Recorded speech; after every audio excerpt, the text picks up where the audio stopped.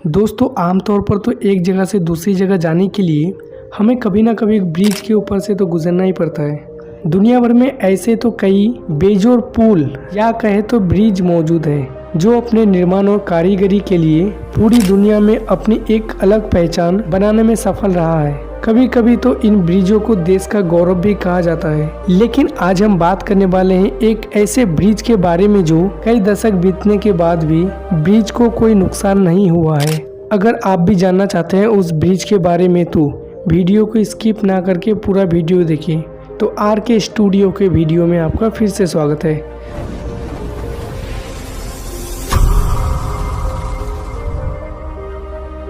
दोस्तों इंडिया के कोलकाता शहर में कई दशक पहले यानी 1936 में एक ब्रिज बनना शुरू होता है जिसे आज हम हावड़ा ब्रिज के नाम से जानते हैं। ये ब्रिज आज जितना मशहूर है वैसे ही आज से करीब 87 इयर्स पहले यानी 1936 को भी इतना ही मशहूर था। अंग्रेज द्वारा बनाए गए इस ब्रिज को 1937 को शुरू किया गया था और 6 सालों की कड़ी मेहनत के बाद यानी 3 फरवरी 1942 को पूरी तरीके से इस ब्रिज को बना दिया गया। फिर जाके 1943 में इस ब्रिज को आम लोगों के लिए शुरू कर दिया गया। उस समय हावड़ा ब्रिज के तरह 3 ब्रिज बनाया गया था और उन तीनों ब्रिजों में सबसे लंबा ब्रिज था हावड़ा ब्रिज। अगर हम बात करें हावड़ा ब्रिज के नाम के बारे में तो इस ब्रिज का दूसरा नाम 14 जून 1965 को इस ब्रिज का नाम रविंद्रनाथ सेतु रखा गया जो कि कवि गुरु रविंद्रनाथ के नाम के ऊपर रखा गया। इस ब्रिज को बने हुए 87 इयर्स हो चुके हैं। हावड़ा ब्रिज के पास जापान द्वारा 1942 में गिराया गया बम से भी हावड़ा ब्रिज को कोई भी नुकसान नहीं पहुंचा क्योंकि हावड़ा ब्रिज उस समय का सबसे मजबूत ब्रिज बनाया गया था। हावड़ा ब्रिज को उस समय का सबसे शक्तिशाली और सबसे मजबूत ब्रिज इसलिए बनाया गया था क्योंकि हावड़ा ब्रिज के ऊपर ज़्यादा से ज़्यादा भार होने के बाद भी उसे कोई नुकसान ना पहुंचे। दोस्तों आप लोगों के मन में ये सवाल तो जरूर ही आया होगा, जब भी कोई ब्रिज बनता है उसकी मजबूती के लिए उसमें बड़े बड़े खंभे दिए जाते हैं, लेकिन हावड़ा ब्रिज को बिना खंभों के बनाने का गलती कैसे हुआ? BBC की एक रिपोर्ट के मुताबिक 19वीं सदी के दौरान ब्रिटिश सरकार कोलकाता और हावड़ा के बीच बहने वाली हुगली नदी में एक ब्रिज बनाने का फैसला करती है।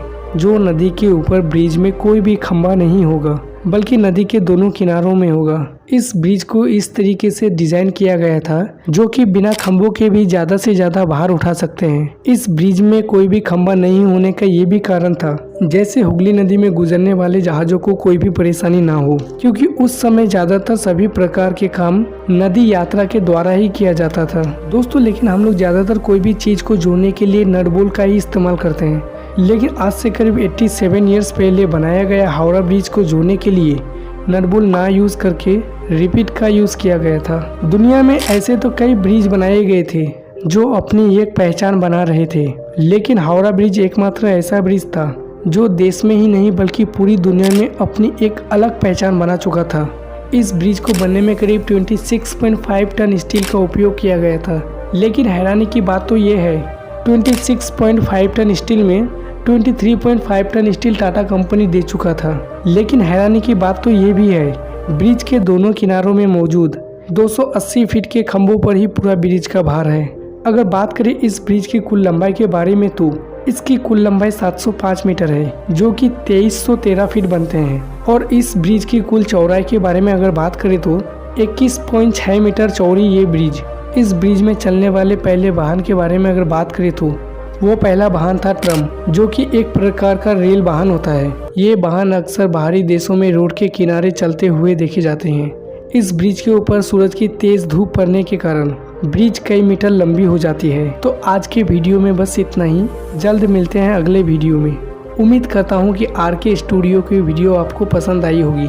अगर वीडियो पसंद आई है तो वीडियो को लाइक और चैनल को सब्सक्राइब कर दें।